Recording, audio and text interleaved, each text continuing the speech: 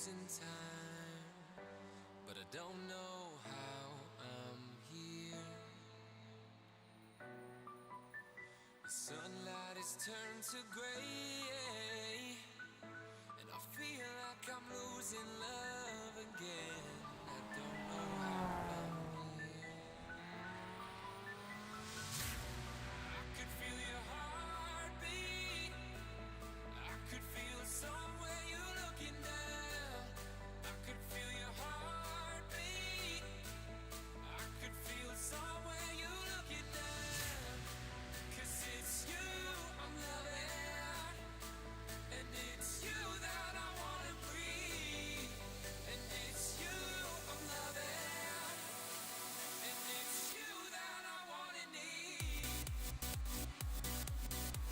Good evening, everybody, and welcome to Simracersworld TV, and welcome to the Sunday Drivers MX-5 series. We're here for another race in this wonderful championship that we've had a hell of a lot of fun broadcasting so far. I am your host, Chaz Draycott, this evening, with Jack Werrell joining me in the booth for another round. The Dream Duo is back on the airwaves for the Sunday Drivers MX-5 Cup. Jack, we've got probably, if I had to choose a track that most people would have experience with on iRacing on a rookie level, it probably would be either this or potentially, let's say, Okayama. What do you reckon? Yeah, definitely. Couldn't agree more. First of all, hello everybody.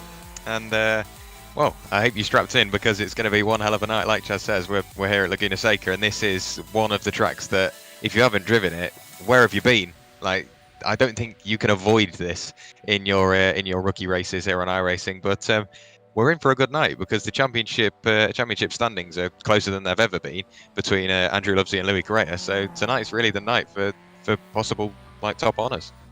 Definitely. And speaking of said championship standings, we did get sent to us not too long ago by Sander Ware himself. Andrew Lovesey then. Last time I saw... Oh, actually, sorry, I've got a separate one on here.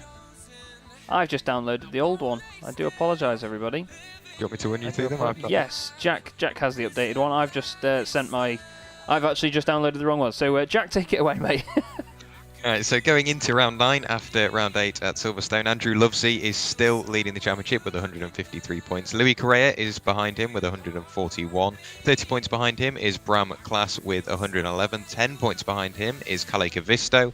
Michael Ellett in 5th with 75 points. Martin Pereira with 68 in 6th. Sebastian Hain in 7th with 62. 1 point behind him is Craig Walters with 61. Jordanin Svetanov is in 9th position in the championship with 55 points. 1 point behind him is Rene Ware in 10th position. Then 11th is Sander Ware. Then Dan Mould. He's a newcomer to the series and he's been pushing hard ever since he's got here. Pedro Marimon in 13th with 42 points. Victor Oliveira in 14th. Javi Lopez 15th. Derek Crowther 16th. Dave Geddes 17th. Peter Reed 18th. Peter van den Noord in 19th, and Timo Paya in 20th with 18 points. And, well, we've got 33 drivers in theory in the championship, and we've got a couple even tied on points. So for joint 22nd is Marcel Heyman and Neil Armstrong with 16 points. Joint 24th is Stuart Dalton and Robert van der Heuvel. Are both on 15 points. Alex Scott and Rob Jackson are tied for 26th with 13 points, and Alvaro Rodriguez and Harry Bowen are tied for 29th on 8 points. Thank you very much, Jack, saving my bacon once again. As you can see on the left-hand side, everybody, the guys are just in practice at the moment. Michael Ellett, the South African driver, is fastest as things stand. Ben Hicks is second. Jordanin Svetanov is third. Then we have Sebastian Hain, Henrico Puttenstein and Martin Pereira.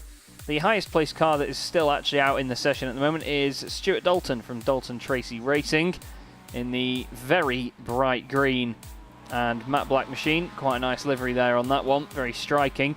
And to be fair, Jack, with the iRacing 24 Hours of Le Mans going on this weekend, we were warned that we were going to get a reduced grid size for this race, and we have seen just that. Some of the top guys in this series, for example, Louis Correa, not here this evening, and same with the championship leader as well, of course. Andrew Lovesey. So these guys have now got a prime opportunity to gain some points on the championship leaders tonight. They really do. Just going back to the livery, I'm not sure whether it's loaded in correctly for you, but I'm looking at a purple, yellow and white livery. Whether that is on my end or your end, I'm not sure, but we're looking at the same car, just with different liveries. But yeah, like you said, this is a prime opportunity for people to gain on the leader of the championship, Andrew Lovesey. He's got 4 wins so far in this season, and we're at round 9, so he's won pretty much half of them. We've then got Louis Correa. Just behind him, the current championship, or he's in the current championship runner-up in P2, so he's chasing down Andrew Lovesey, and he's got 3 wins. So tonight could be the night where he gains that valuable win and all those points that come along with it, and maybe knock Lovesey off the top. Yep, and all it takes is one good race meeting where you can take advantage of that and get that done. Robert van der Heuvel is actually the gentleman on the thumbnail for tonight's race in the number 11 Team Heuvel Marketing MX-5. I think it's a very, very good-looking car. Nice bit of sort of baby blue on there. And Roberto Garcia, the privateer, in the number 55 car. He is just coming into the pit lane at the moment as the session has now finished. So the guys will disappear very, very quickly. And then qualifying will be upon us. So we'll see who is going to be the first one to take to the circuit. The first one to actually load in was Roberto Garcia. He cracks on. And it's the pivotal point of the night now, Jack. I mean, we know that qualifying can be very important in these races for these guys because we have seen quite a few incidents here and there with the starts of these races. And I think that if you get yourself in a position to avoid all the trouble, then you're absolutely laughing all the way to the bank, aren't you? You really are, because we know how, not necessarily hectic, but how tense the start of the race can be. It's a lot of cars all going down into turn 1, even with the reduced grid size. So you've got to be on your toes, and if you can get further up the grid, and maybe only by a couple of spots and a couple of rows at the best, it's going to be really, really beneficial for you and the start of the race, because if you are those couple of rows, that's a couple of cars you don't have to avoid as well. So it really is, like, I don't know, it's at a premium is qualifying in theory. You've got to make sure you get that lap in because it's a joint qualifying as well. So you've got to make sure you don't get caught up in traffic. So these guys have got it all to think about and all to do during this qualifying session if they want a decent race. And that's it. Even qualifying is about track position as well. We've not really got many other guys out on track at the moment. We've only got 4 cars. So Stuart Dalton, Jean-Louis Morget and Robert van den Heuvel. They're the only 4 cars out on the circuit. The rest haven't quite loaded in yet by the look of it. They've loaded into the session, of course, but they're just not actually going for it out on track. So see what this session brings. But this is, at the moment, Roberto Garcia losing the back end down the hill, and it's so easy to do there, especially in a rear-wheel drive car like this, Jack. And to be honest, I think he got away with that there and didn't quite put it in the wall. So nice bit of recovery there from Roberto.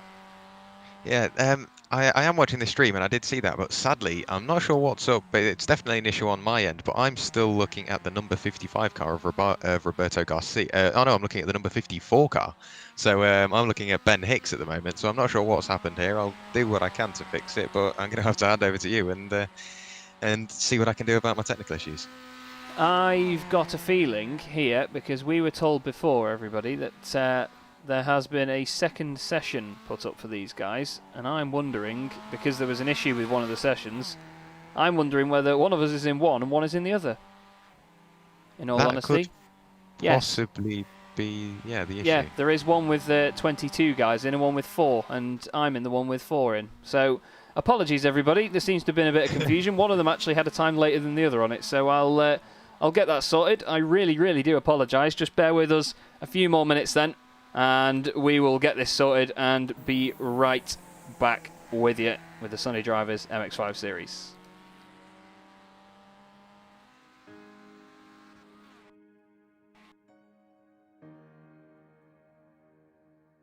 And in the meantime, actually, Jack, not to sort of shove this on you, mate, but we've had our little sort of preview before now of Radio Simracersworld.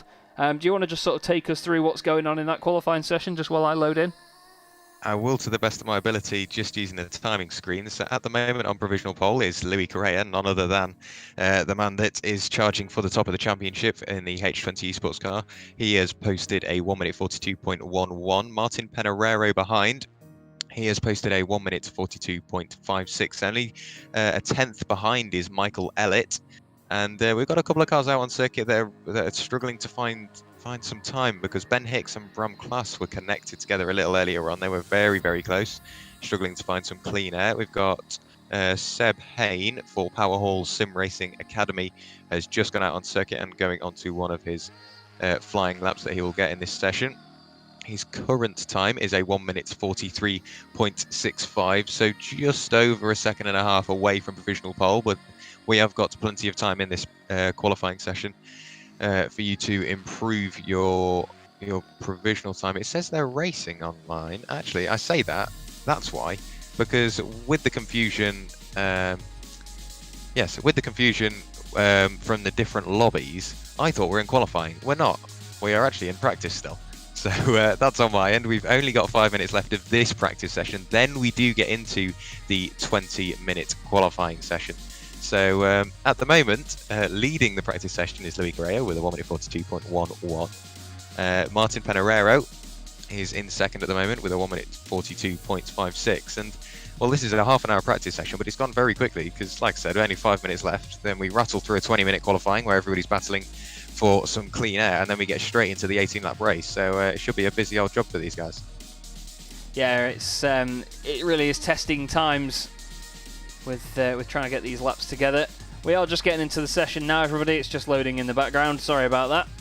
Usually on the iRacing sessions list that we get, usually the later ones are displayed lower down if they've got the same name, but it's, for some reason on my screen, it's the other way around. This was put on top of the other one, so it was a bad assumption on my part, but we'll be in just a second, and we will bring you qualifying for round 9 of the championship. And to be honest, Jack, from what we've seen before, qualifying isn't the whole story though, because while it does help you avoid some incidents and a bit of carnage sometimes by starting up the front, we've seen that it can happen there just as often as well. Yeah, it really can, because we've seen a couple of races where the leaders have got themselves into strife. Maybe not with someone they're battling, but maybe a backmarker as well, like Pocono North, when we were there for that. That was a circuit that was riddled with little bits of sort of iffy driving here and there. A couple of people maybe not using the mirrors as well as they should do, but then it's quite a tight and twisty track, so you've got so much to focus on. You've got to look forward, look backwards, look in your mirror, look at your delta, everything like that. So it really is a busy job for these guys. We're just looking at Scott Angelo, or I am looking at Scott Angelo. I'm not sure whether you are. Now Pedro Marimont, he is in probably one of the most striking liveries I've seen all session. I guess it's based off one of the Ken Block liveries, and I've got to say I quite like it. Well, I'm just loading in now. You can probably hear the cars, everybody. Just going to get the liveries and everything updated, and then we'll be good to go. Thank you, of course, Jack, for just covering slightly there. It's not the easiest of things to do, and again, sorry everybody, it was a poor assumption on my part. That is on me, but we are loading in now, and we should be good to go in just a sec. Someone else that was just on track there that we saw for a second there is Henrico Puttenstein. We're just going to cut to him now. There you go. Pictures on screen. Henrico was added last time round, but I don't think he took part in the last round of the championship. But that H20 livery that's had the update looks absolutely smashing, doesn't it? Really good looking car, that. It really does. They just pull it off so well, these little masters. I think they're a car that pretty much suits every livery. There's nothing that doesn't look out of place. Like, you can see if you go on to Trading Paints and maybe just other different websites where liveries are available, you can see like old Formula 1 liveries from the 80s, 90s, and possibly even younger than that just work on these cars. It's just a car that I don't know, it just works. I guess that's why they're in the rookie class for iRacing, because it doesn't matter how much experience you've got or how comfortable you are in the car. At the end of the day, it's quite a leveling car as well. You can only push it to a point before it starts to bite you. So it's a great place to start. And obviously, speaking of variation of experience and things like that, this series has got a really, really wide range of experience. We're looking at timing screens now, there's a couple of people just shy of the 1,000 iRating mark, but there's a couple of people much like Louis Correa that are just over the 2,000 mark. So a massive range of experience, and that means you're never going to be bored as well because you're always going to have someone to fight with. Yeah, definitely. I mean, look at Bram Class as well. He's 2,400 iRating. So, I mean, to be honest, anyone that gets over 2,000 iRating has been said to be quite skilled at what they do. You know, good in a racing scenario. And you can see Correa at the moment is actually 0.4 of a second clear of everybody, and just under half a second. It's quite a lot of time to find around here, especially in one of the MX-5s, actually, Jack, because it's the sort of car where you want to really push it very hard everywhere, but it can bite you, as you say. I mean, they may not be the fastest or the most powerful cars on the service, but they certainly do. They do pack a punch when it goes wrong, don't they? They really do. I'm so glad you mentioned power, because I just thought, on the off chance, I'll just check to see how much power and torque they've got before I might be able to squeeze it in, and thankfully I did. And now you've mentioned that, these cars have 181 horsepower, so not the biggest figure in the world, but it's not exactly a small amount. But these cars are quite light as well, so the power to weight ratio is insane. But where they start to fall back is, well, when they touch the gravel. No, it's happened twice. A little bit of deja vu. That was Kelly Cavisto and Sander Ware just clipping the gravel on the outside of what I think is turn 9. I don't think they clipped the curb, just run a little bit wide. There you go. As soon as they hit the gravel, they lose all grip at the rear and they both clatter into the barrier.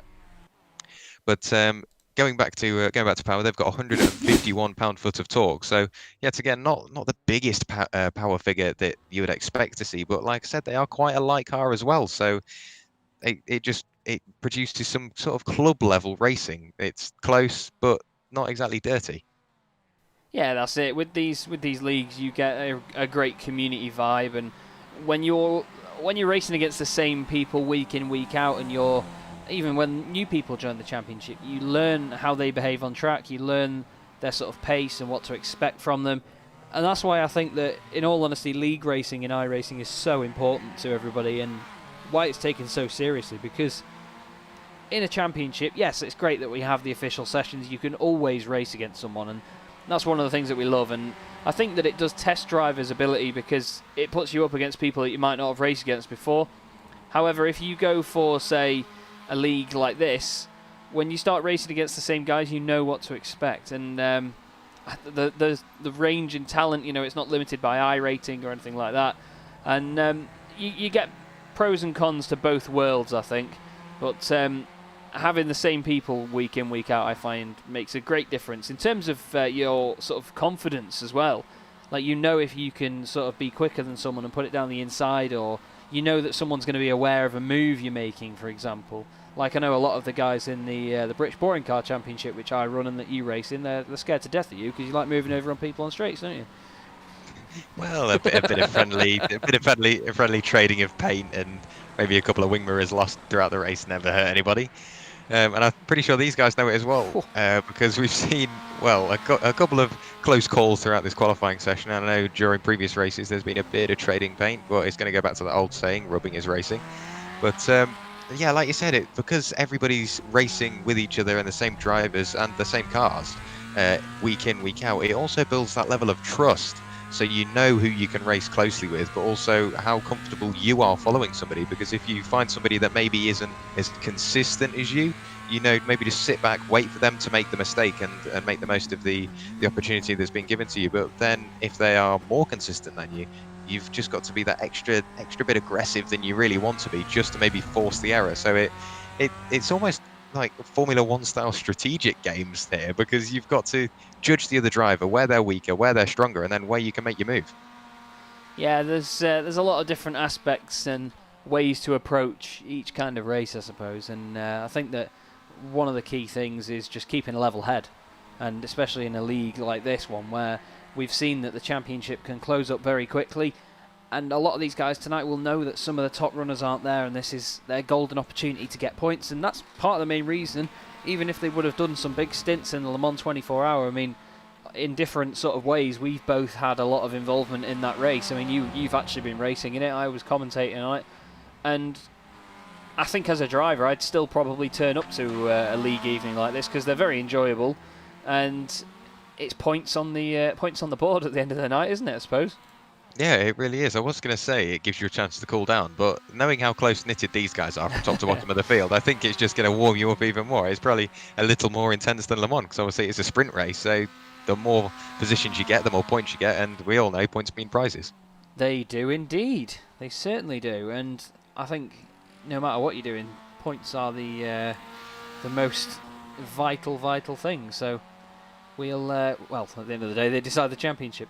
But we've got Michael Elliott there at a 1:43.2, fastest lap now ahead of Victor Oliveira, and he's nearly 9/10. Well, he's just over 9/10 clear. And then it's another 7/10 back to David Geddes, the Canadian driver, has just gone third there. Henrico Puttenstein is into, well, now fifth. There's Louis Correa, there he is. Wow, look at that, nearly 8/10 clear. That shut us up. Cali Cavisto as well of 1:43.1.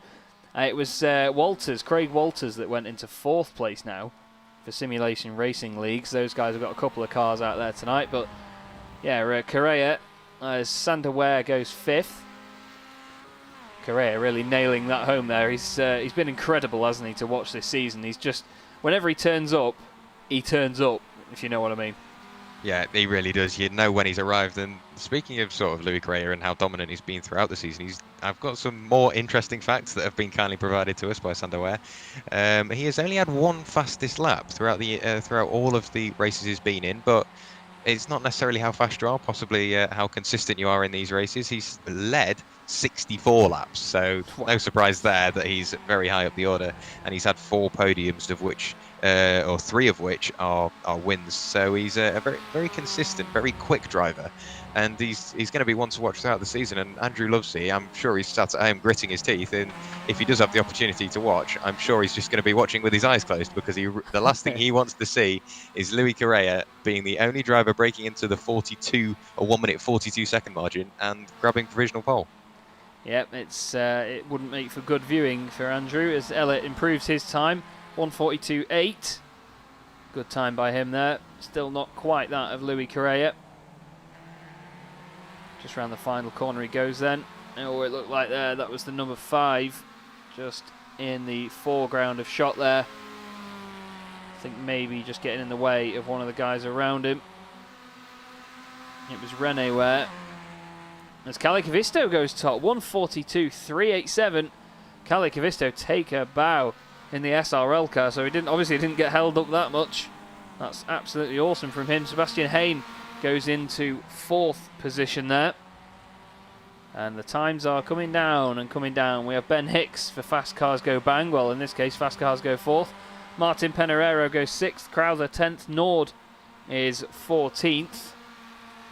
So we're going to see a lot of shuffling around. Don't forget Oliveira was 2nd a moment ago, and now he's down in 9th place, a 2nd off the leader's time.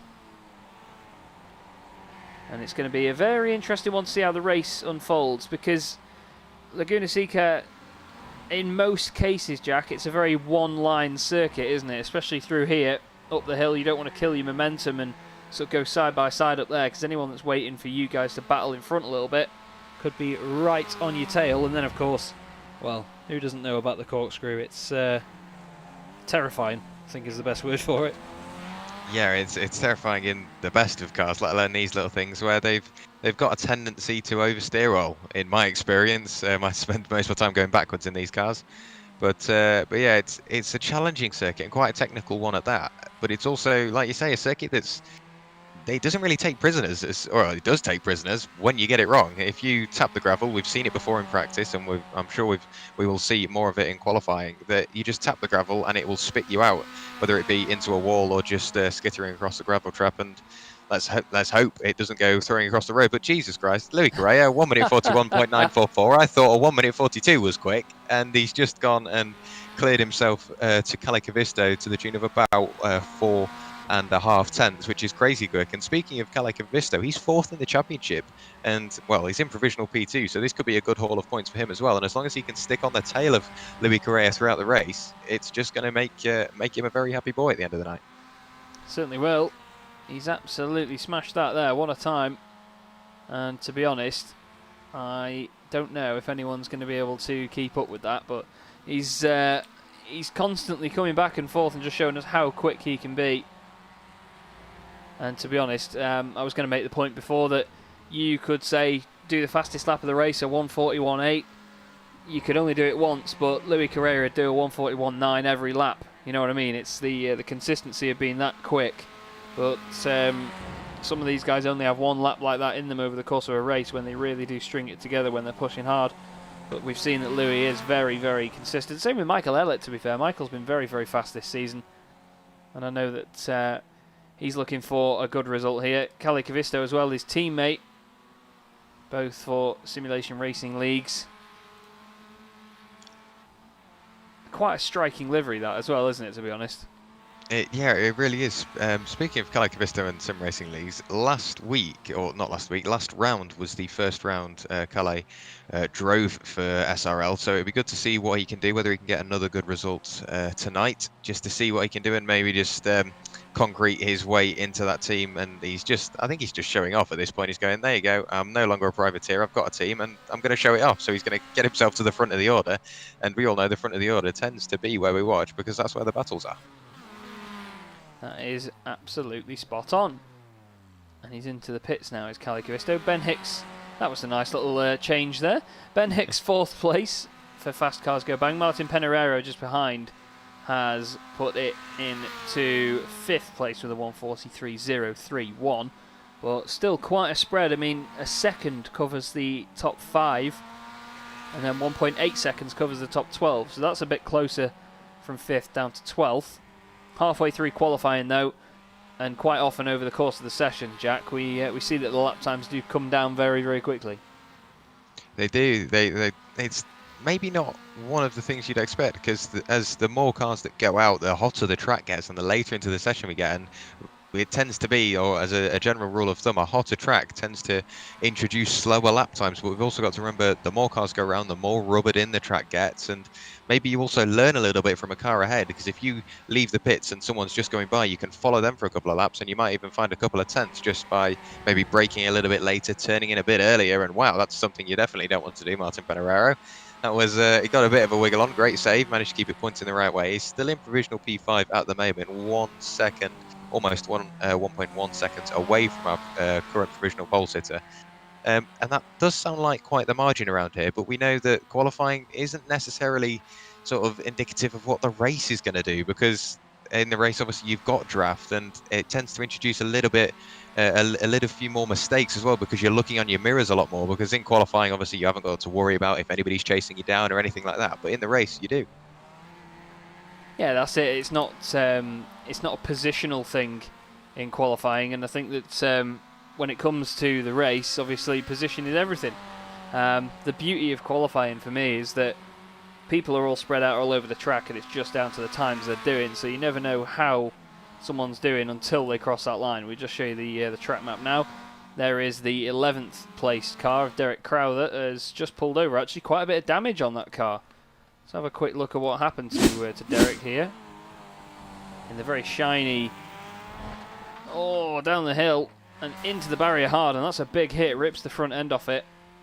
And that was quite the smack there. I've got Derek down for Simulation Racing League, so that doesn't look like one of their liveries, but we'll let it slide because it's very pretty. Here's Yordanin Svetanov, and, well, we know that livery from a mile off, and to be honest, I've really, really grown to love it.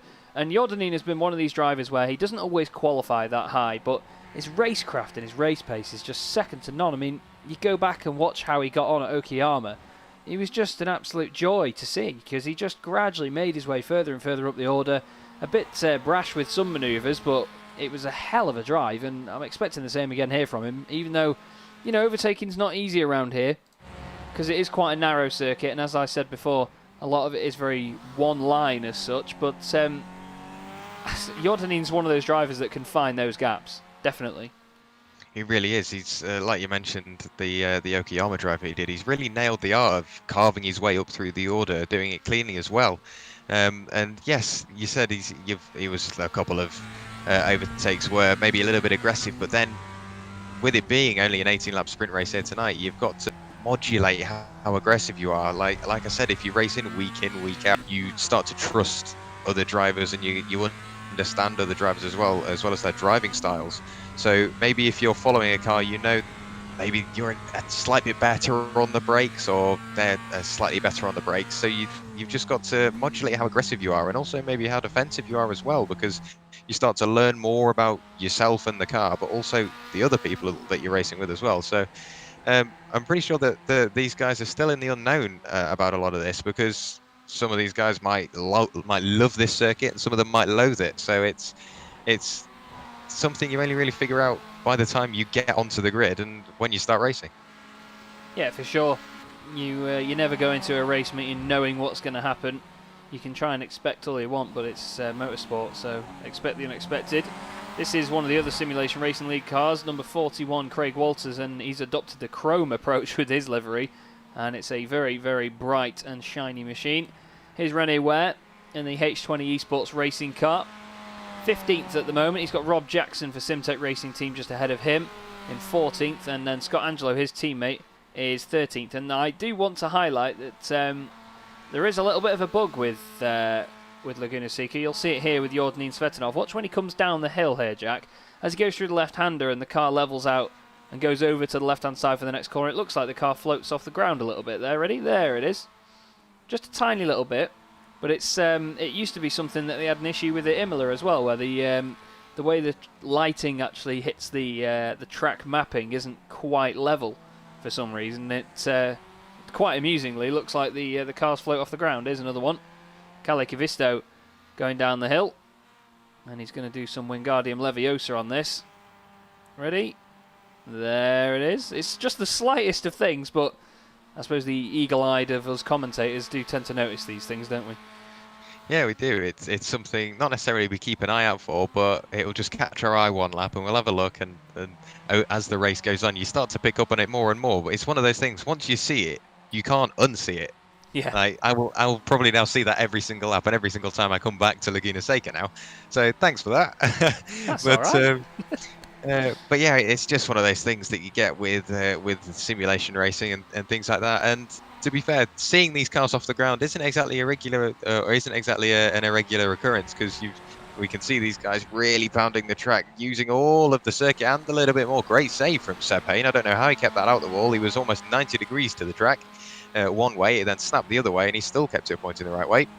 But yeah, like I said, these guys we've seen at Pocono and other courses which have got maybe a slightly bumpier off-road surface, and maybe even some big sausage curbs. These guys like to throw these cars over the curbs, and you see it more and more now. Now everybody's getting confident with the car, and well, if you can get away with it and you gain something out of it, why wouldn't you? Yeah, definitely. It's one of those things, and in motorsport you have to just keep pushing. And I've seen a lot of times where people will get disheartened by a poor result or a bit of a poor race, and it's understandable. It's very real. The emotion involved in sim racing is very real, and the amount of time that people put into it, and just it's so difficult to sort of describe it to people that haven't done it before. I mean, I've always tried to get my friends that aren't quite into this sort of thing and show them how serious it can be taken, and it's easier said than done. But until you've been behind the wheel, obviously figuratively in a sim race, and even in a league as well, you know, you put some practice in midweek and then it comes to the night and you get involved in a silly incident or do something, make a mistake, it can get very frustrating. And I think that these guys will have a bit of that, but you've got to keep pushing. You've just got to take any positives you can from it and push through and hope that the results start to come your way a bit further down the line. Just looking at the times though, I mean, Louis Correa with that 1:41.9, I'm thinking that's probably going to be untouched for the remainder of this session, but I'll wait for one of these guys to prove me wrong. And another silly, nerdy little detail that I've noticed, by the way, in these cars, you might see it as well. Andre Zeller has actually got his livery updated for this. If you look at the numbers on the boards on the sides of the car, just behind the front wheel, we'll go back to Martin Pereira as an example. You can see the number board on his car, through no fault of his own, doesn't quite line up. The numbers have been moved forward on the MX-5, so they no longer foul the panel line on the door. But it's the sort of tiny details that iRacing, from what I know, didn't really put out anything about an update on that. But Andre Zeller has updated his, so the number fits perfectly. And to be honest, the livery fanatic amongst us, which me and Jack are, will absolutely love little details like that. And to be honest, it's those tiny things that really show you a polished livery in sim racing, isn't it? Although that, while it was polished before, it's now dented for Craig Walters. Yeah, not the best of luck for Craig. We'll see what happens. There we go. Where's this? This is going through turn 3, I think, going under the bridge into the tyre barrier. Quite a lot of damage just from a tap in the tyre barrier. You'd expect the car to shrug away from that, but he's gone back to the pits.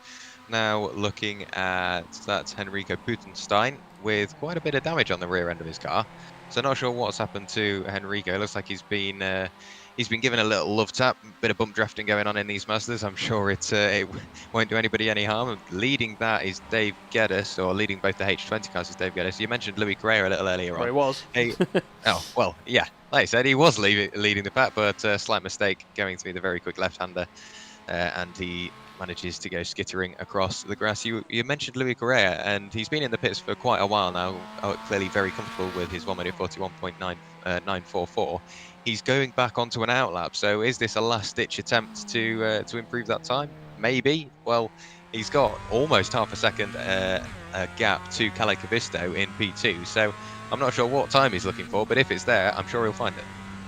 Yep, and we may as well go on board then to round out this session with Louis Correa.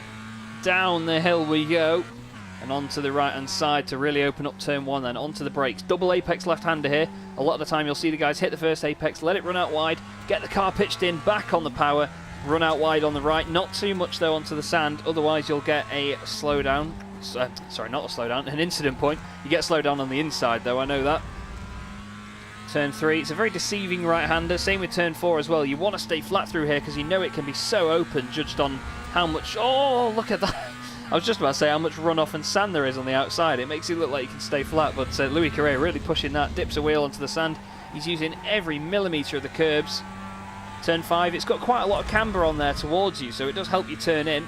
But on the exit, as it levels out, it feels like the car just loses grip completely, runs up all the curb as he goes up the hill. Don't hit that sausage on the inside, but oh, he's let it run out wide onto the sand there, and that's so easy to do when you're pushing the car hard through there. It's almost a blind exit in most cars. And same here into the corkscrew. You can see the first apex, but you've got to just remember where you line it up for the second apex of it as you turn right down the hill. Left down the hill here. It is a very late apex there. It feels like you're waiting forever to get the car pitched in, over to the left-hand side, onto the brakes, change it down. Again, don't hit that sausage on the inside, Louis, and that's exactly why. That is a prime example, and Louis is going to abandon that lap. But, well, a frantic ride there, just showing how wrong it can go sometimes when you're just on that edge, Jack. Yeah, we did say there must be very little time to find, and he's decided that, yeah, I think if we ask him about that, he would just say it was a practice lap. He was just teaching himself what not to do. But Seb Hain going into the pits, deciding he doesn't want to complete another lap. He is in provisional P6. Jordanin Svetanov and Dave Geddes are still out on circuit. Oh, no, Dave Geddes has just returned to the pits. I'm not sure who that was just passing the pit lane. I think that was Arturo de Villa. Jordanin Svetanov is going into the pit lane. We'll see what Arturo de Villa can do. Can he improve upon his time? And Jordanin Svetanov going to strife on the pit entry, just tapping the wall a little bit, having to grab reverse and continue down the pit lane. There's Arturo de Villa not managing to improve on his time, but that 20-minute qualifying session is flown by. Yeah, that's really, really gone quickly, that one. And while the session just ticks over now then, we will prepare to bring you the grid for tonight's round of the championship. Not the busiest of qualifying sessions that we've seen, but so many laps put in there by the guys. I mean, some of the drivers doing over 12 laps in that one, and in a 20-minute session, that's very good going. That is literally straight out of the pits, and it's just laps, laps, laps until the timer ticks down. And of course, with the guys doing that as well, Jack, they'll have burnt off fuel over the course of the run, so it can be so important to make the car light towards the end. But here is the grid then. Louis Correa on pole, again. Kalle Kavisto second on the grid. Michael Ellett third. Ben Hicks fourth with Martin Pereiro and Sebastian Hain on row 3. Car 6, position 6. Love it. Victor Oliveira seventh with Jordanin Svetanov 8th. Craig Walters is 9th, and Sander Ware will round out in the top 10. Then we have Henrico Puttenstein and Pedro Marimon on row 6. Then it's Derek Crowther, Rene Ware, Scott Angelo and Rob Jackson. David Gedders will line up alongside Peter Nord on row 9. Then we have Andre Zeller, Stuart Dalton, Bram Klaas, Roberto Garcia, Dan Mould and Arturo De Vere in 24th. Then we have Robert Huvel, Jean-Louis Mauger and Andrew Lovesley apparently did actually join the session originally, same with Timo Paya, but they have not qualified and I don't think we're going to see them take to the grid. But it'd be very interesting if we do and get them at the back of the order. However, there is your pole sitter Louis Carrera. He's got the Venezuelan flag on his wing mirrors as well, which I think is a beautiful little touch. It's those tiny differences per team liveries, just to identify individual drivers that really does show you the detail these guys go into. We're just waiting for Bram Klaas, Dan Mould as well. We're waiting for him to take to the grid. Just a couple of the guys just trying to rejoin at this point.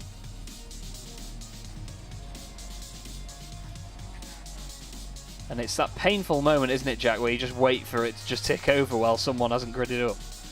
It really is. You're sat there on the grid, you can hear people's engine notes rise and you know it's about time to start. Everybody's, I think they're getting a little bit impatient, lots of revs rising, so I'm not sure whether we're going to go green anytime soon. I still can't see Bram Klaas or Dan Mould on the grid, but everybody is, yeah, like I said, revving up their little Mazdas. And you can hear them up and down the grid, so we'll see what we can do. Here we Going go. turn one, here we go, getting ready. So, round 9 of the Sunday Drivers MX-5 series from Laguna Seca is away, and it's a lot of wheel spin for Louis Carrera. Kalle Kavisto and his teammate go through contact there between Michael Elliott and Kalle Kavisto. That wasn't in the script, boys. Calm it down. Contact straight away between two teammates isn't how you want to open your race, but Kalle Kavisto, great start there. Same as well with Michael Elliott, but he's on the outside into turn 1. Louis Carrera is going to go through. We'll go to a wider shot just so we can see is everyone behaving themselves. Looks like it. Nice clean start there, to be honest, Jack. We've got a couple of cars off. Sander Ware's just gone wide there. Bit of bunching up in the middle, bit of contact. Oh, he's moved over and there's more contact, and that's Derek Crowther off into the fence. That's a real shame, but we'll look back to the front. Kalle Kavisto then leads the pack, and I actually quite like these wide camera angles, to be fair, for now, just to keep an eye on them all. Sebastian Hain has just run a little bit wide, but now Louis Carrera is going to try and put the pressure on to Kalle Kavisto. Oh, no, he's not. He's got it very sideways. And well, it's just gone from bad to worse for him there. And here comes Martin Peñarero as well. Look at this.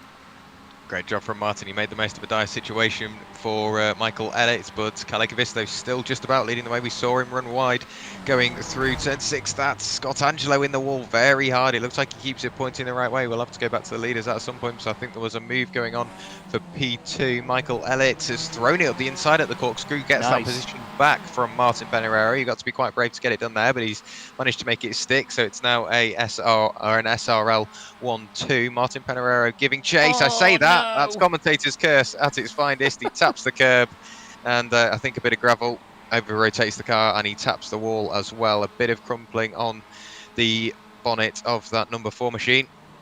He gets it back going again. Jordan needs Fetanov going into the pit lane. That's 2 SRL cars collecting each other. I think that was possibly... Yes, that was. It was Craig Walters who had a massive incident going into the final corner. That's Sebastian Hain over-rotating the car, trying to get it pointing the right way again. We've got a H20 car stopped, or almost stopped in the middle of the road. I think that's number 14. We'll have a look back just to see what happens. So Seb Hain goes in. He cuts across the nose of the number 4 car. Who would that be? Oh, that was a big hit there. That was Henrico Puttenstein. He got absolutely smacked into there as Sebastian Hain tried to get going. Just pulled across the road, and well, that's a very badly damaged car there, I'm afraid, for Henrico Puttenstein. Still pushing it to its limit though. He's still cracking on. The battle for second place is nice and close now. This is Michael Elliott trying to defend from Louis Carrera. Louis down the inside, this Venezuelan driver doing a great job here for H20 Esports, and it looks like he's got that nicely done there. Peter van der Noord is having a battle here. He's actually just gone past Sebastian Hain in the background is Andre Zeller and Rob Jackson, who he's just gone past there. And he's not on his backside anymore, although I would say that, what a cutback there that was from the 36 of Rob Jackson. That was nicely executed. We've got H20 Esports in flying formation as well here. Sander Ware and Rene Ware, out of everyone it had to be, into the corkscrew. Different coloured wheels to identify them. Down the hill they go. And quite a bit of damage on the front right of Sander Ware's car there. I think that was from some of the bunching early on. Someone has just had a big bang there. What has gone on? Is that... Yeah. Henrico Puttenstein had an incident as well. Oh, Craig Walters. Oh, somebody else. Yeah, that's Craig Walters, like you say, the number 41 car off just on the run up to the final corner. He might have clipped that sausage gear by... Well, he did more than clip it. He went straight into it. He saw the car on 2 wheels. And that is straight into concrete barrier, and that's a very second-hand looking Master MX-5. Louis Correa has posted a purple lap. Sebastian Hain taking maybe not the most desired line into the pit lane, but he gets it there. Oh. And he's now going down pit road. Kalle Kavisto still out in the lead to the tune of about 1.8 seconds. Louis Correa, though, with that fastest lap on the lap prior, 1 minute to 42.98. He is giving chase. He's set a purple Sector 1, Sector 2, and Sector 5. So Kalle will be hot on his mirrors just to see what he can do. He's obviously lost that assistance from his teammate as well now. So Michael Ellett is going to be dropping back into the clutches of Victor Oliveira sometime soon. The recovering Martin Peñarero is working his way back through the pack. He's just gone past a couple of cars in the pit lane. He's giving chase to Scott Angelo. Here's Dave Geddes doing what he can to get past Jean-Louis Morgeau. Can he get the moves done going into the very quick right-hander? All he's got to do is avoid that sausage curb, rides the curb very, very nicely. He gets the best run through there, but he'll have to make sure he's on the defence from Jean-Louis. Craig Walters in P18 is doing what he can to get past Scott Angelo. We've seen these guys battling before. Scott getting a very good run at this point on the circuit on the lap prior, but Craig is a little too far ahead, I think, Craig is a little too far behind, pardon me, to mount a move on Scott Angelo. We've had an incident for Arturo de Villa, and it looks like quite a big one because it's popped up twice on the timing screen, so he's clearly done it properly. Yeah, let's have a look what he's done here. Oh, at the final corner, just over rotates it, and that is a nightmare scenario. Reverses, and then the car disappears for a moment. And that was all she wrote by the look of it. Scott Angelo here is still in a fight with Craig Walters going up to the corkscrew. Neither of them want to break earlier than the other. Kalle Kavisto does a purple lap there at 1:42.34. And now just behind here, Martin Peñarero, who of course we saw go off earlier on, has had a fast repair. He's fixed his car and he's straight back out there on the pace. And it's that sort of determination you need in a league like this, don't you, Jack? Because there is a big variation in pace, and if you're one of the quicker guys at the front and you know you can carve your way through the field, it's definitely worth doing. He's got the 41 on his outside, gives him a tiny bit of room there, does Craig Walters, and Martin Peñarero is still held at bay. These are the closest cars on track as well, so we'll stick with this and just see what Martin can do. The Spaniard chasing down Craig Walters, the British driver, and then Scott Angelo, the Australian, for Simtech Racing Team. Look how late Martin is on the brakes there. The brake discs on the rear glowing there. They both run quite wide into turn 1. Wow, the closing speed was quite severe there. I was expecting maybe a bit of contact, but they got away with that. Yeah, did a great job of slowing it down, did Martin, and like you say, that fast repair and determination, he will be hungry for more positions, and like I said, during qualifying, it really is modulation of aggression, and I think Martin's just gone, yeah, sod modulating the aggression, let's just go full aggression, and he's showing it off. He's doing everything he can to find a way past Craig Walters. He's looking to the inside, to the uphill left-hander. I don't think he's going to get the run through there. Great momentum from Craig Walters carrying it around the outside, but I think they're just about side by side. No, they're not. Martin Peñarero tucks back into the slipstream, one of the quickest corners on the circuit. He pulls out of the move quite wisely there, weaves his way through. I say that, but a little wiggle on the rear starts to rotate a little too much, gets the moment all collected up, but that really won't have helped his charge through the order. He really does need to get past Craig Walters and get his attentions on Scott Angelo, and then see what he can do about gaining more positions from there forward. But the leader, Kalle Kavisto, he's gone, well, you've given Louis Correa a bit of an upping at the start of the night, so I'm going to show you up, and I'm going to pull away to the tune of about 2.3 seconds. Yeah, he's really putting the times in now. Andre Zeller and Robert van den Heuvel, by the way, are having a really, really good scrap, or they were beforehand. They've swapped places about 3 or 4 times over the course of a lap before now. These guys just on the outer fringes of the top 10. And having a really, really good fight. Pedro Marimon's just gone a little bit wide there. He's in 6th place at the moment, doing a fine job. Ben Hicks, quite under the radar despite the very bright livery. He is in 5th position for Fast Cars Go Bang. Same with Victor Oliveira. He's in what I believe is known as a Harlequin livery, if I'm not mistaken. In the modified car scene, a lot of people do this sort of thing to Volkswagen Golfs, where every single panel, and honestly they really do sometimes go to the extent of every single panel, even things in the engine bay, are all different colours, and usually those 4 shades that you see there are the sort of colour scheme that they go for, and if I'm honest, I think it looks great on that MX-5. It does. I think it looks great, but it's almost some sort of realistic, I guess, because with the incidents these guys have been helping themselves to throughout the season, it's like they've had an incident, they've lost a front bumper, they've gone, yeah, that one, and they've just got bits of car here, there, and everywhere, and they've just glued it all on and not bothered about making it the same colour. But Victor Leviera, like you say, in P4, this is Scott Angelo working his way around the outside of Jean-Louis Mochot. Jean-Louis was one of the biggest movers in the field. He's now lost more positions. It looks like that car's carrying damage as well. So we'll have to see what happens to Jean-Louis. But Scott Angelo now promoting himself into P15. Craig Walters looking around the outside somewhere where you probably wouldn't recommend a move. Tucks back in to the slipstream of Craig Walters, but Scott just about holding it. Well, I say that, but that's Scott Angelo demoting himself right the way down into P16 now, but they're still side by side going up towards the final corner. So Scott Angelo on the inside. Can he keep the move? He might not carry the momentum around the outside. These two still side by side. I don't know how they're doing this. Martin Pereira's got the best seats in the house. Watching them both, that's Jean-Louis Mochot biting the car, or I think fighting the car, and sending it into the barrier. So not the greatest race so far for Jean-Louis. But this battle is still going on. Scott Angelo losing out to Craig Walters, but we'll see what he can do. Martin Pereira making the most of both the moves. That's very, very late. He throws it down the inside. Don't know how he managed to keep that clean and out of anybody else's rear quarter panel, but Martin with probably one of the best moves of the race will ride on board and see what we think of it. That was really nice modulation on the brakes there. Good bit of corrective steering. He just parks it on the apex as well.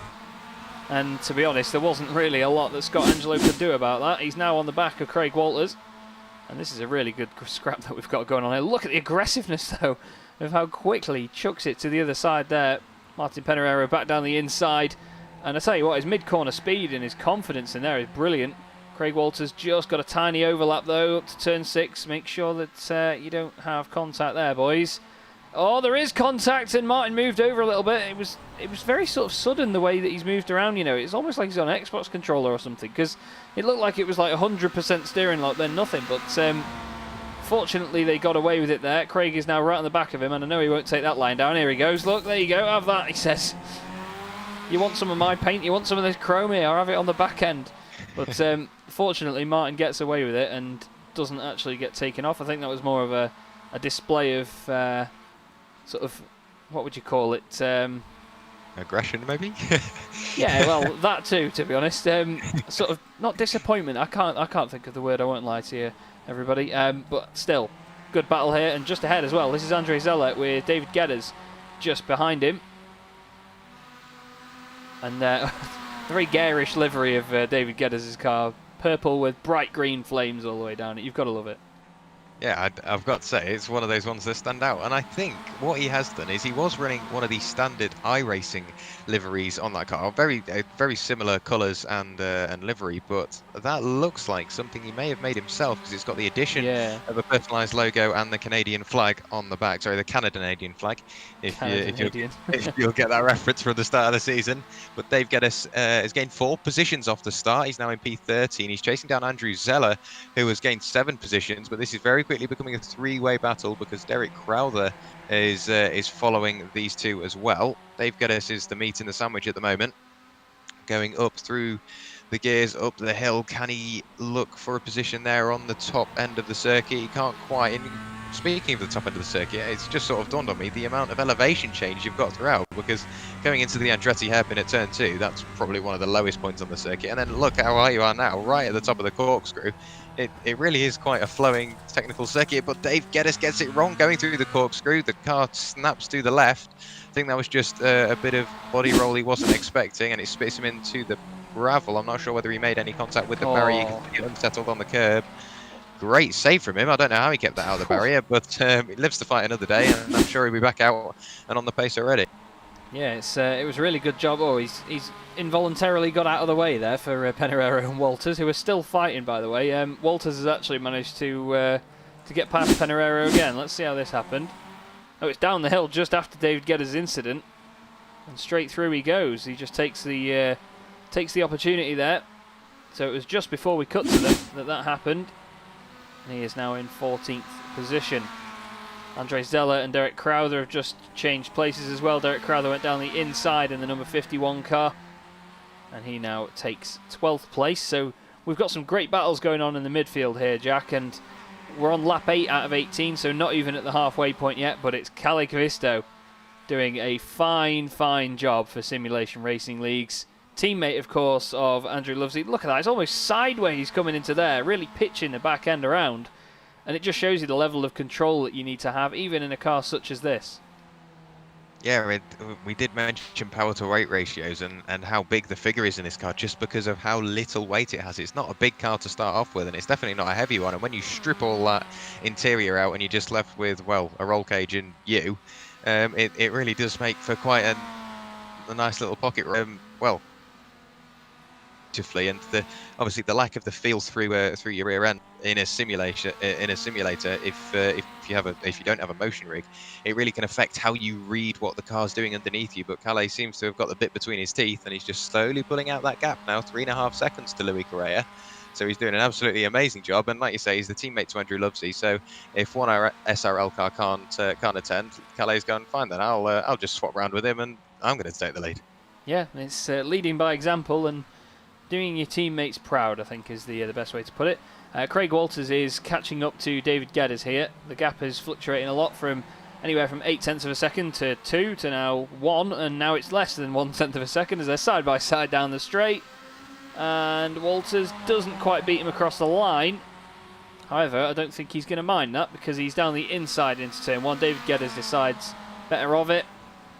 And into 15th place goes Craig Walters in the Chrome Simulation Racing Leagues car there, jumping over the curbs again. And to be fair, that's one thing that I've noticed really, Jack. These guys, I think they're underestimating the curbs a little bit here. They really are chucking them at the curbs and just bouncing around quite a lot and not really expecting the cars to react to it as much. Do you think that's down to inexperience on the circuit, or is it just a case of they're just pushing to get those extra tenths and taking the risk? It could be a bit of both, because it's at that point where taking extra risk, yes, higher risk, higher reward, but it's modulation once again of aggression. We are at round 9, so these guys have been around a hell of a lot of circuits and a lot of different layouts. So maybe a sausage curb at one circuit you can use, and here, as we've seen, you really can't use them, and it will massively unsettle the car. So, like you say, it could also be a bit of or lack of experience on the circuit, but Sander wearing quite a damaged MX-5 or quite a damaged H20 car. He's still keeping it in front of, I think the relation is brothers, am I correct? I believe so, yes. I believe so. He's still keeping it in front of his brother to the tune of about 1.8 seconds. I'm not sure whether that damage he has is just cosmetic and it might not have any mechanical default. I say that, but he's gone very, very deep on the brakes into the Andretti hairpin. Manages to negotiate it and continue on though, but bearing in mind he's in P8, that means he's gained 6 positions from where he started, and Pedro Marimon is, well, 10 seconds up the road. It's going to take quite a big incident ahead of him to gain another position, but if Sander makes one little mistake, his brother's going to be there to pick up the pieces. Yeah, that's it. And overall, I suppose it doesn't lose H20 Esports Racing any points. So if there is a mistake, they have got a bit of breathing room around them as well, so you don't have to worry about it too much. Scott Angelo's just come in the pit lane. That car's had quite a bit of damage. He's actually been off the track a moment or so ago. I'm not quite sure why, but we cannot see Scott for a minute here. I know that he's had... Oh, he's off at the corkscrew there. I know that he's had some connection issues with us before. Obviously, being in Australia, the ping is quite low. And, oh, this is why. Arriving on the scene in style there, the number 19 of Stuart Dalton. And Stuart made a bit of a name for himself with quite a lot of contact at Pocono a few weeks ago. And he's done the same there by the look of it. He's smacked into the back, unfortunately, of the driver in front. And it's very easy to miss your braking point in a corner like the corkscrew because you're going over a crest, you can't even see it, and well, there you go, commentator's curse. Martin Pereira does exactly that, and through goes Craig Walters into 14th place. And through as well, actually, David Geddes down the inside as well, so double trouble there for Martin Pereira. Yeah, it is one of those corners where it's quite tricky to know what's going to happen until you're already going through it. These guys nose to tail, almost trading a little bit of paint there. You can see how confident Martin Pereira is in his own driving ability, and he knows how close he can follow cars. But like you say, it's one of those corners that you can't quite estimate where you need to brake, because if you've got a bit of draft, you're going to be carrying that extra momentum, so you've got to brake that little bit earlier. And there's obviously that crest as well, so there's the risk of your car maybe going slightly unbalanced as you go over the crest and the curbs as well. So it's a corner that, well, in theory, changes every lap, because the state of the track and the car, and maybe yourself as well, is going to change over the course of a lap. And it's 3.6 kilometers around here. That's Dave Geddes going very, very deep, and Pereira swapping around with the position once again. So Pereira up into P15. But yeah, so it's almost like theoretically the corner changes every single lap. Yeah, it seems so. But I mean, these guys, they change position every corner at the moment. They're absolutely on it. Oh, Rennie Ware, we were talking about his brother making the mistake, but it's him through turn 6 that has gone off. And we were saying how easy this is to do. There's a big sausage curb. Oh, it's just the gravel. Oh, look at that. As soon as it hits that second part of the gravel, I'm going to show you that again. Just watch. There's 2 layers to the gravel on the outside. You can see it. There's some sort of, well, some's brown. Once it goes over that line, ready? Soon as it hits it there, now, that's when it starts to go. You see, it digs in, and that rear wheel goes around, spits the car over the other side, and bang into the wall. And that is quite the hit there for Remy Ware. I hope that he manages to carry on, but he's actually gone back to the pit lane, I think.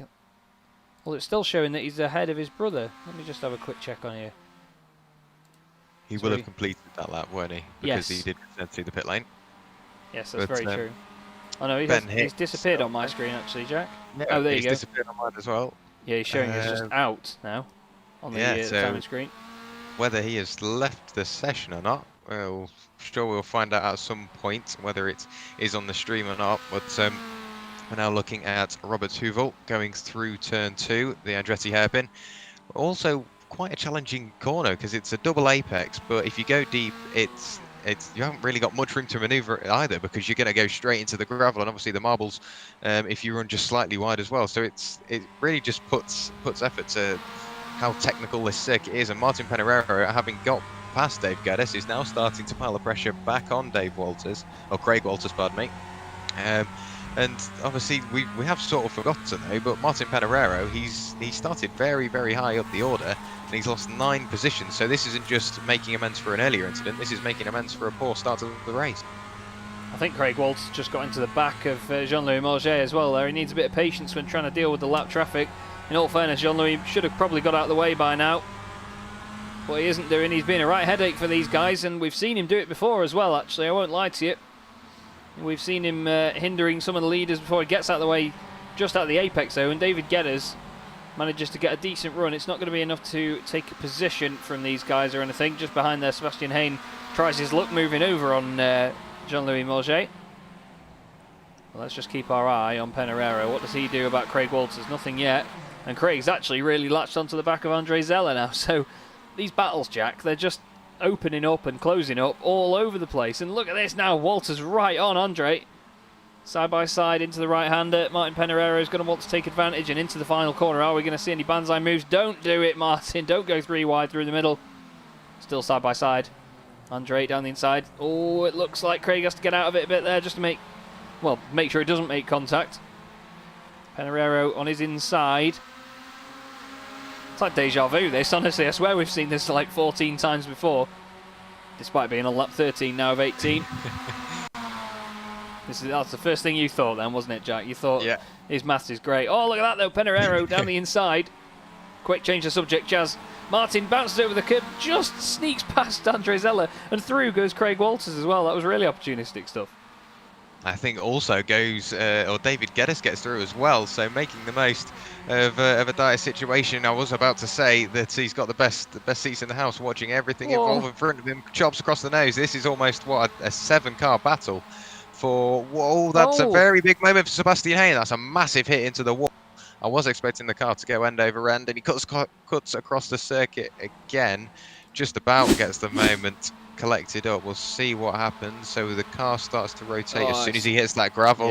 Doesn't get help, and that's just buckling under the pressure. I think pushing a little bit too hard. He's still got it going again. It did look like there was a bit of maybe tracking issue on that car, but Martin Pereira, having got past Craig Walters, at the start of this lap is slowly starting to build out that advantage now. We've seen him go very, very quick round here throughout the race. And he's really putting pay to that at the moment. Well, I say that, but one little mistake, and Craig Walters is once again back on the rear bumper. So I think this battle is just going to go on till the end of the race, and we've only got 4 laps to go. Yeah, these boys aren't going to give up at all. They're just pushing everything. Craig Walters, honestly, he's going to have to write that sausage curb a love letter at the end of the night. That was a real smack on the curb there. I really feel sorry for the guys that have to replace the top mounts on this car, because they're going to be absolutely shot. Jordanin Svetanov as well is all over the back of David Geddes. Jordanin's not really lit the world on fire as we've seen in previous rounds. He's making his way back up the order. I think he was involved in some of the chaos at the start. And that car is way too clean for me to believe that he wasn't caught up in it and that far down still, although he's let David Geddes be the master of his own fate there, and Dave's gone really deep. But that's the sort of mind games you need to be playing in a race like this, isn't it, Jack? You've not got all the opportunities in the world to get through. You need to make every single corner count. And Jordanin there just puts the pressure on, and, well, David just runs wide of his own accord under said pressure. But this is your battle for the race lead, 1.8 seconds from Kavisto to Correa. Yes, these guys getting very, very close now compared to what we've seen them before. I think the gap was up to 3 seconds at the biggest, but Louis Correa, I don't know whether he's struggling for pace or he's managing maybe a bit of damage that we can't see. There's a slight bit of crumpling to the front left side, so whether he's hit a sausage curb or maybe collected another car on his way through, but it doesn't look like Louis will be able to do much in the closing stages of this race, but he is getting closer. The gap now 1.7 seconds. It dropped to 1.6, but he got a poor run through there. He's up to 1.8, and it's great just watching these numbers go up and down throughout the race, because it's sort of modulation of aggression, and I think Louis is really, really pushing hard there. You saw him use all the curb and a bit of gravel as well, but he's still in P2. There is one of his H20 teammates, Sander Ware, coming under pressure from Rob Jackson going into turn 2. Doesn't look like a position is going to be changed around there. Sander Ware clips the first apex through the second one. He's just about going to hold on to P7 at the moment, but quite an underdog performance from Rob Jackson at the moment. He's gained 8 positions and he's now in P8. So he's really working his way up through the order, hitting a bit of sausage curb, but I think that's one you can get away with. And you did say that earlier, Chaz, that it's a couple of sausage curbs you can use and a couple you can't, and I think these guys have slowly started to get the knack of it, but with only 3 laps to go, it's not like they can use it that often. That's the thing, you need to be so careful every time you do it, and we're just coming up now. We'll show you the roll bar cam on board with Sander Ware, just coming into the left-hander. Just ahead is Sebastian Hain, who's having a bit of a nightmare of a race at the moment. He's been off the track not long ago as well. You can't see that curb till you get there, and Sanders turned in very late there, and that's going to give him a slow run and down the inside. Look at that. I mean, we almost knew it was going to happen, and Rob Jackson takes the advantage there, up into 7th position. Just ahead of them, Pedro Marimon just coming down the hill. Ben Hicks is then at 13 seconds ahead of him, and 18 seconds ahead of him is Kalle Kavisto. So there's quite a big gap between these guys. Lap 16 out of 18. But these two still remain to be the closest cars on track now. And those battles that we had earlier on, actually, Jack, have gone. Scott Angelo's come into the pit lane. He's just had a couple of issues. Let's see what's happened here. Oh, we've seen a number of guys lose it down here today, haven't we? There's that gravel. And it's almost as if it's like a different type of gravel, because in certain places they've not been losing it. But there's somewhere it's sort of outlined in an area on the runoff, as if it's like a different density or something. And the cars just wheel spin a hell of a lot more on it. It seems very strange, doesn't it? Yeah, I see what you mean. I've noticed with the incidents, or very similar incidents, where they just dip a wheel onto the gravel and rotate the car 380 degrees into a wall. Very sideways movement for Sebastian Hain. Cuts across the circuit, narrowly avoids the number 7 car of Arturo de Villa. But yeah, I see what you mean about the gravel. And yeah, like I said, he's doing it again. That was basically deja vu for Sebastian Hain, doing a bit more rallycross.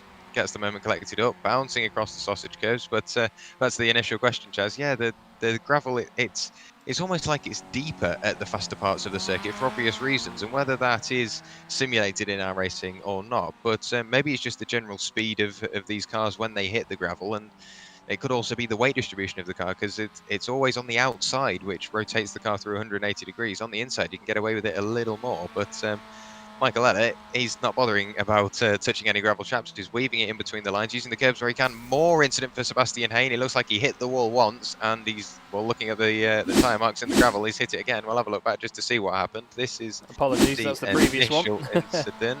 This is now Scott Angelo as well. Sorry, everybody. The There time we go. keeps moving. It was. Oh, there you go. Well, there's your sausage curb, and then your gravel. That's the worst possible scenario there. And then he puts his foot down and spins it again.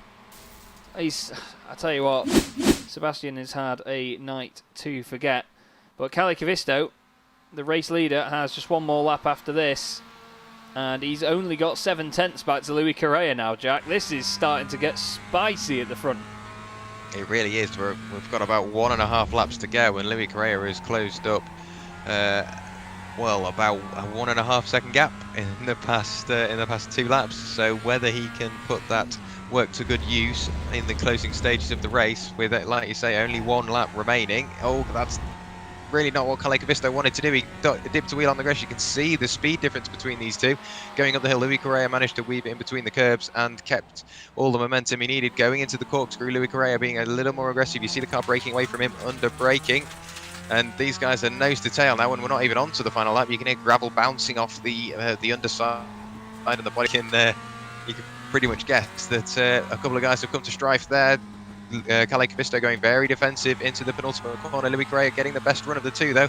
Going into the final corner, he might have the preferred line around the outside, just about side by side, but has to look for the cutback. Great textbook move from Louis Correa, but he puts his foot down a little too early, rotates the car a bit too much, but it looks like he's kept the momentum. And just as we tick over to the last lap, they're still side by side. Louis Correa has just about inherited the lead. We'll see what Kalle Kavisto can do going into turn 2.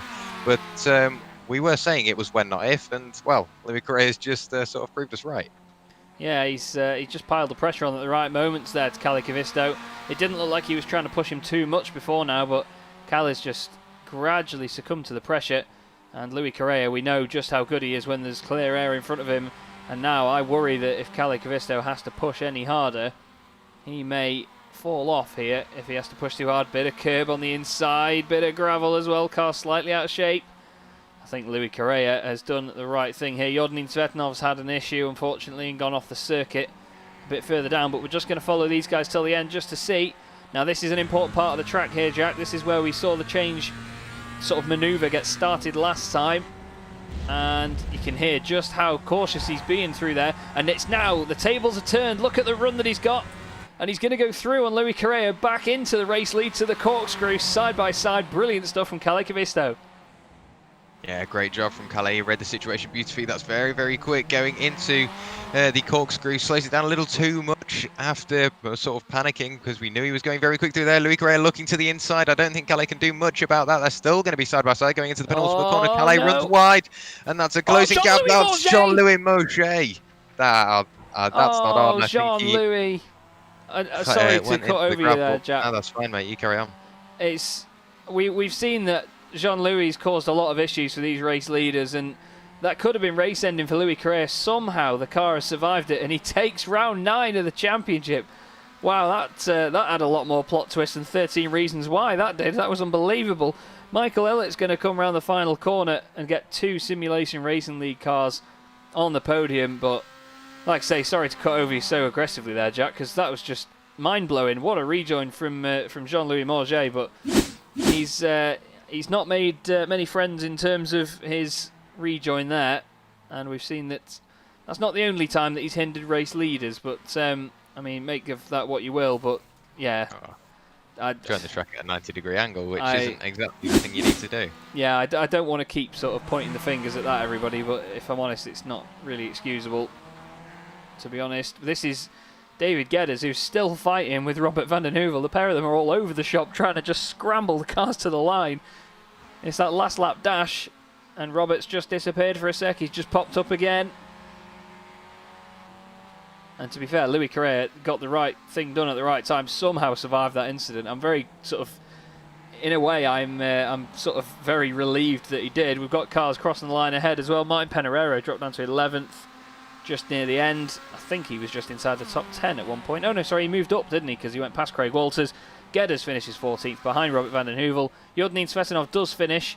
Andrei Zeller just about to come across the line as well. But I tell you what, that is, while Louis Correa obviously did get the win in a slightly second-hand MX-5, that is going to be a talking point for a lot of these guys there, because Yeah, we won't go into it any further, just at the expense of Jean-Louis Mauger, of course. But Louis Correa, well, he was looking like he didn't really have an answer for Kalle Kivistö through most of that, Jack, but he showed in the end that he certainly did. Yeah, I think that could also be strategy. I did mention at the start that it's almost Formula 1 type strategy. Whether he was just being careful on his tyres, he didn't want to push the car a little too much, just looking at the final H20 esports car. Across the line, that's Henrico Puttenstein crossing the line to finish P19. But yeah, whether that was Kalle Kivistö just looking after his tyres a little bit better and getting that last minute race pace, we've got some results for you now. But Louis Correa just about crossing the line in a very spirited way in P1. Our eventual winner. Great job from Louis. Don't know how he managed to get that comeback drive started, let alone finished. Kalle Kivistö crosses the line in P2, 1.8 seconds behind Kalle Kivistö. That gap really went up in, well, what was the final corner.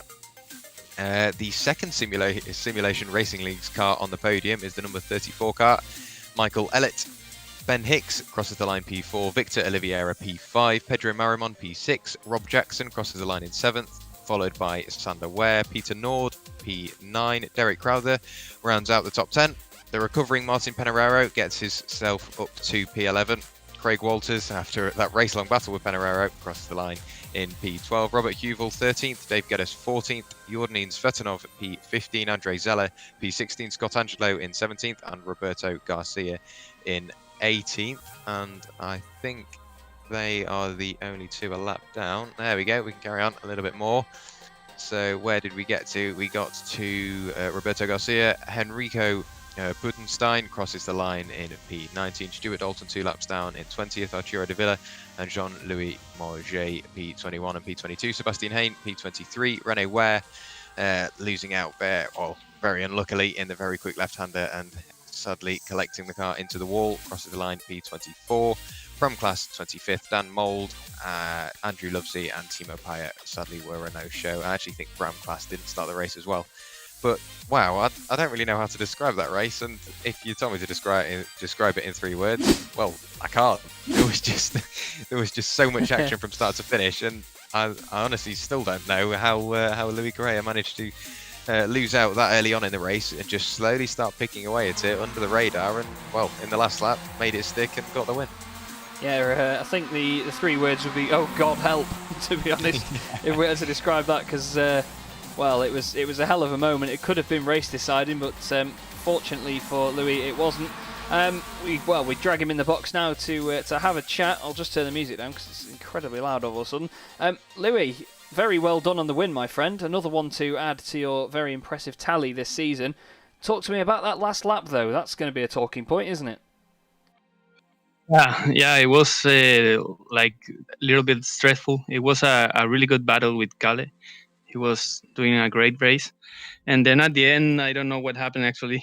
This time, I it's not to repeat myself, but they really get lucky with traffic this time. Well, sorry, go on, mate. Yeah, but at the end, I think it was a good race.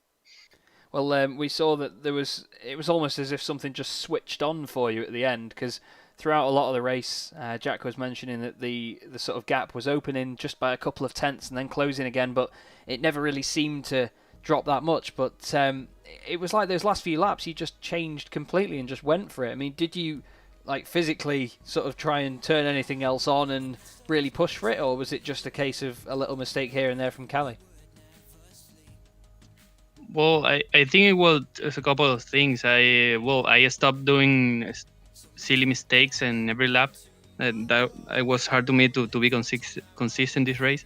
And then I think Kalle had like a couple of mistakes also, so it closed the gap quite quickly. So yeah, it was a combination of issues. And talk to me about the moment at the end there with Jean-Louis Mauger. I mean, it took us off guard. I think I nearly broke my microphone shouting that loud, and nearly burst Jack's eardrums, the poor thing. It certainly caught us off guard. What was it like from your point of view coming down the hill and noticing that? Yeah, it was like trying to look at the mirror to see where Kalle was and try to give a space and not crash myself. And then I just saw him coming and like, okay, no, puff. Well, if that's the sound effect for it, I'd quite probably like to see that more often, to be honest. But it was another great performance from you, though, Callie. Very well done tonight, mate. More championship points for you, and of course, with it being a race win, no one is going to get more points than you this evening. So, well done on that part. Before we let you go, mate, is there anyone you would like to give a shout out to? Okay, no, great. Thank you, guys. Thank you for the broadcast, and well, that will be it for today, I think. No problem. Well, thank you very much for joining us, and we'll see you next time round, mate. Yeah. And someone that got very, very close in the end there, Jack, and obviously led most of the race until that last few laps where we had a great battle there. Callie Cavisto joins us in the booth, and I'll leave you in the very capable hands of Jack Werrell. Hey, Calais. Well, what a race. That was... I'm guessing it was quite a tricky one on your part because you made the most of Louis' poor start and you just started to build that gap. At what point was it starting to sink in that there's a chance of a P1?